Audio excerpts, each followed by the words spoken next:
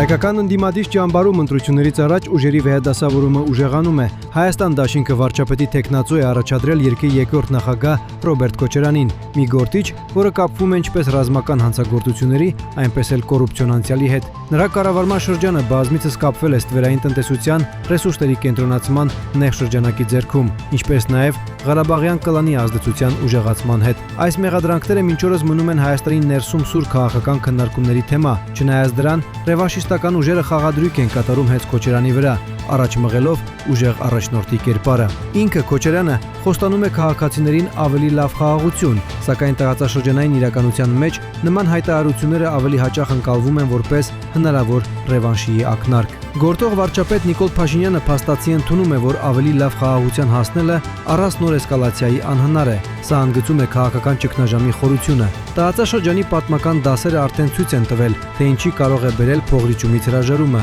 Դրա մասին ժամանակի զգուշացնում էր Լևոն Տեր-Պետրոսյանը։ Սակայն հայկական հասարակությունում ռևանշիստական տրամադրությունները շարունակում են պահպանվել։ Զինված խմբերի առկայության եւ կայության եւ ներքին